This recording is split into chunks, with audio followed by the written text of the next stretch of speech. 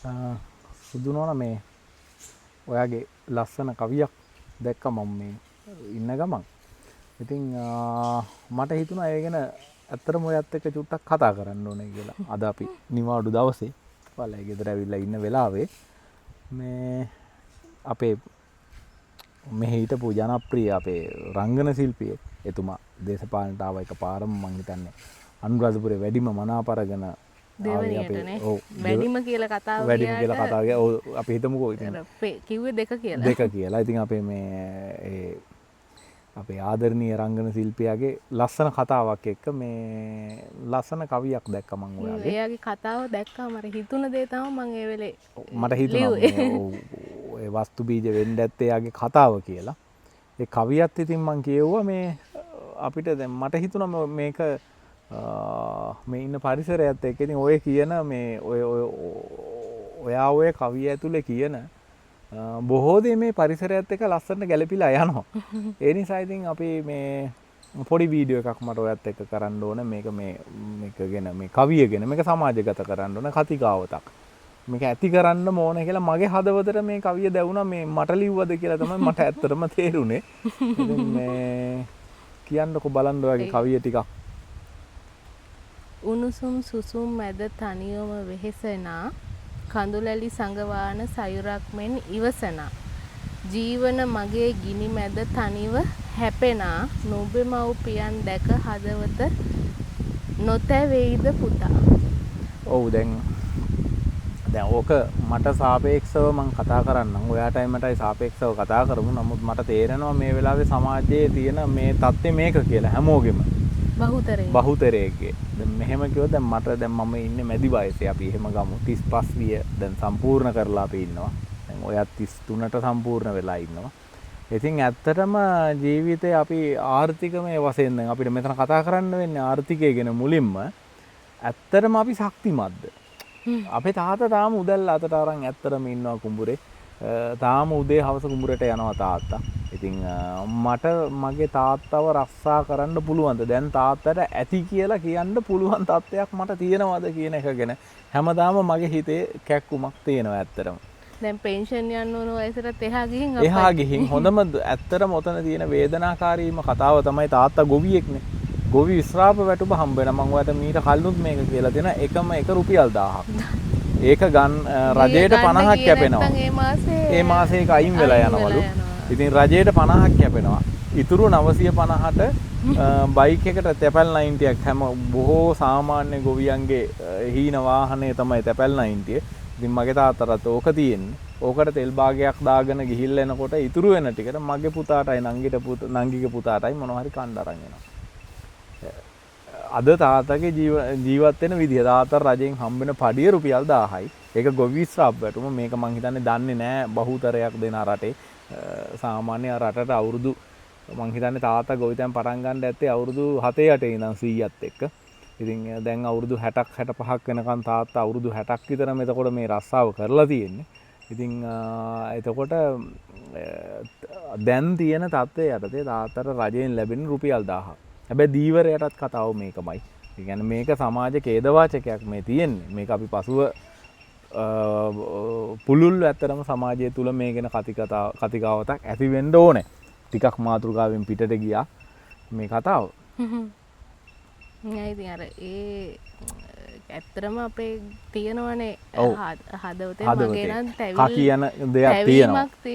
ඒ කියන්නේ අපේ අම්මා මාව ඉස්කෝලේට මේසෙට උස නැති දවස්වල ඉඳන් තමයි අරන් ගියේ. දැන් මගේ රස්සාව ඉන්න මට එයාට බලන්න වෙලාවක් නැහැ. එතකොට අද ලංකාවේ බහුතරයේහුගේ බහුතර දෙනෙකුගේ ආර්ථිකයත් එක්ක මට මම අම්මව තියාගන්න ආස විදියට මට අම්මව තියාගන්න බෑ. මම හිතනවා මේක බලන ඔබෙත් තත්ත්වය මේක වෙන්න ඕනේ කියලා කීප දෙනෙක් ඉන්න පුළුවන් මේ තත්ත්වේ නැති. නමුත් බහුතරයේගේ තත්ත්වය මම හිතනවා තමන්ට ලැබෙන දෙයින් ඒ කියන්නේ තමන් හරි හම්බ කරගත දෙයින් තමන්ගේ දෙමව්පියෝ නඩත්තු කරන්න බැරි තත්ත්වයක් මේ වෙනකොට තමයි අපේ රටේ තියෙන්නේ. මේක තමයි ඒ මුල් කවිය කියව මුල් ඒ පේලි ටික කියවනකොට මගේ හදවතට දැනුණු දෙය. ඇත්තට මේ තැවීමෙන් තමයි මමත් ඒක ලිව්වේ. මිරිඟුව දකිමින් රසයෙන් මුසපත් වී නුබයයි අඳුරේ මං මුලාවි හෙළ බොජුන්හි අගය නොදැන සෙව නැලිවි නිසරු කරගනී දිවිය නුබ අගය නොදැන දියවි. ඇත්ත. දැන් ඔහොමම අල්ලන්නකෝ මේ ගහට. මේ තියෙන්නේ හොඳ බත් ගහක්නේ. බලන්න කොච්චර ගෙඩි ගොඩක් හැදලා තියෙනවද කියලා කොස් ගහ. ඕක යට වැටිලා කුණු වෙලක් තියෙනවා කාලයකට කලින් හැදුණු ගෙඩිත්. ඉතින් මේ තමයි ඒකත් එහෙම මම ලියලා තියෙනවා. ඔව්. ගස් යට වැටි වැළපෙන කොස් දෙල් ඵලයා අගයක් නැතිව පස් වී යයි ඒ විලසා. රන්නස් වනු අතර ඒ දෙස නොබලා සිගමනේයයි සිංගන જાතියක් වෙලා. ඉතින් මේ ඔය දෙල් කොස් මේ ගස් වතු ගත්තාම මේක තමයි සාමාන්‍ය ග්‍රාමීය පරිසරයේ වත්තක තත්ත්වය. පේන තෙක් මානක ගස් කොළන් තියෙන්නේ. මේ හැම එකක් යටම ඕන තරම් අපේ දේශීය ආහාර විනාශ වෙලා යනවා. නමුත් අපි සුරක්ෂාවට වැඩ පිළිවෙලක් නැහැ. ඇත්තරම කියනවා නම් මේ ඉස්සර අම්මලා මේවා පළලා කරලා උයලා කෑවා. ඒක තමයි අපි එදා ඉඳන්ම කරේ. අද වෙනකුණුත් අපි කරන්නේ එවලට ඒ තියෙන පුළුවන් තරම් ප්‍රමාණයක් ගස්වල හැදෙන ඔක්කොම බෑ. පුළුවන් තරම් ප්‍රමාණයක් ඒ ආහාර වේල් වලට එකතු කරගන්නවා. හැබැයි අපිට නම් දැන් ඒකත් නැහැ. අපි දැන් නාගරික ජීවිතයකට හුරු වෙලා නිසා සතියේට ගමට එන වෙලාවෙ විතරයි මේවා කැවෙන්නේ. ඉන් පස්සේ ආහාර සුරක්ෂිතතාවය එක්ක ටින් කිරීම නැත්නම් මේ ආහාර උයලා ගබඩා කිරීම මොකක් හෝ වැඩපිළිවෙලක් පැහැදිලිවම අවශ්‍යයි. අපි ඇත්තටම විදේශ ආහාර අපි කියන්නේ නරකයි කියලා. එහෙත් හැදින්නේ යම් ප්‍රදේශයක ගහක කොලක හැදෙන දේක් තමයි අපි ගෙනල්ලා කන්නේ. ඉතින් ඒවා ගැන අපිට කිසිම විවේචනයක් නැහැ. නමුත් මේ වෙලාවේ රටේ තියෙන මේ ප්‍රශ්නත් එක්ක අපි ඉන්නේ අඩියත් එක්ක අපිට විදේශ වලින් ආහාර ආනයනය කරන්න ඕනද කියන ප්‍රශ්නේ මට පැහැදිලිවම තියෙනවා.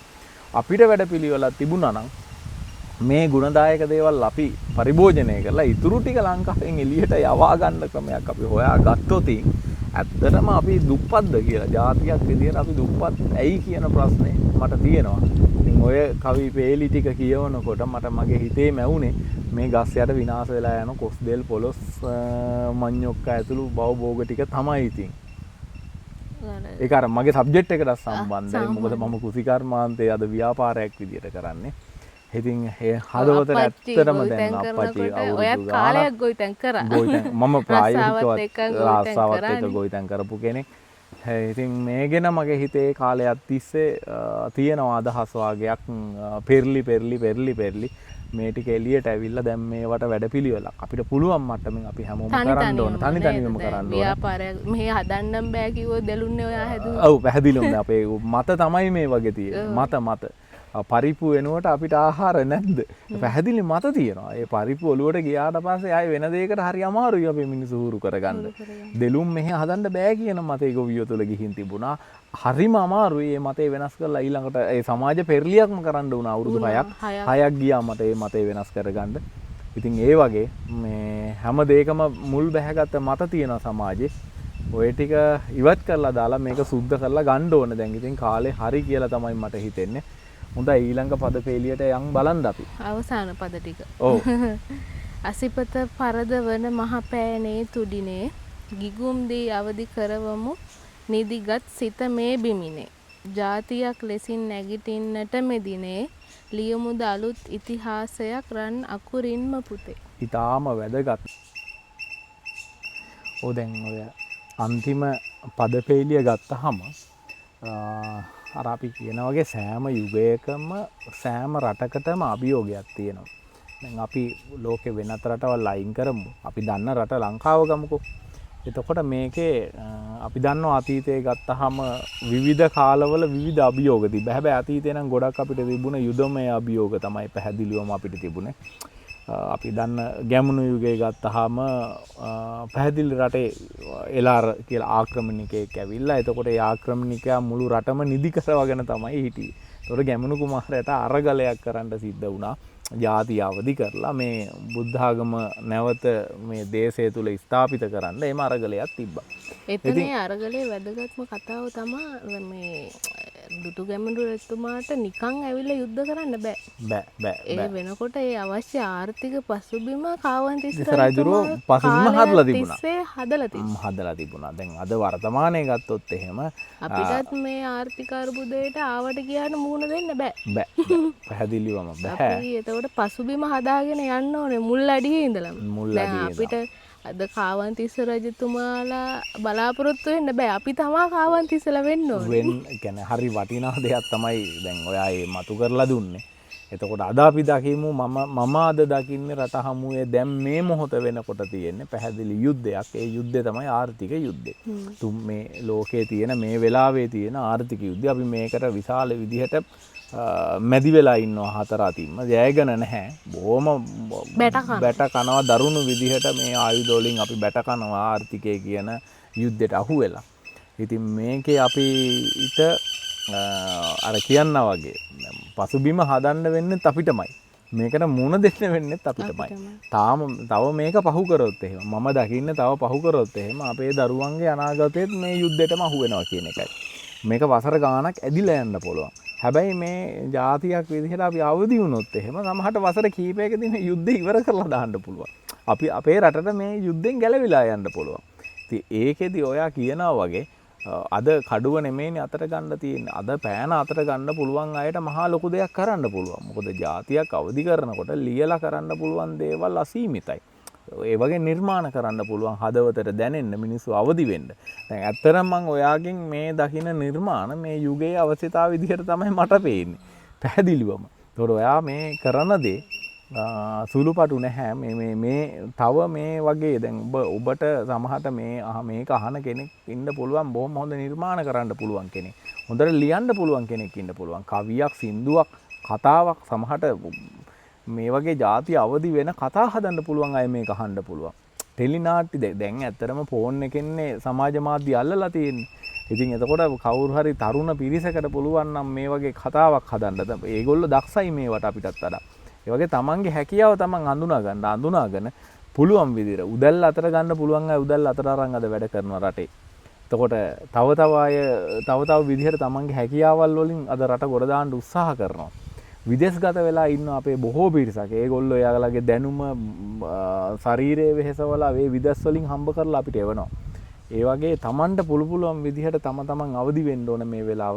ඇත්තටම ජාතියක් විදිහට අවදි වෙන්න මීට වඩා ආයෙ වෙලාවක් නැහැ. තව පරක් වුණොත් මේක එන්න යුද්ධය අසීරු වෙනවා කියලයි මට දැනෙන්නේ. ඉතින් ඊටාම ලස්සන කවියක් ඔයාගෙන් මේ එළියට ආවේ. මේ වගේ තවත් නිර්මාණ කරන්න ඔයාට ශක්තිය ධෛර්යය ලැබෙන්න කියන එක තමයි මම අවසාන වශයෙන් මට කියන්න තියෙන්නේ මේ ගැන.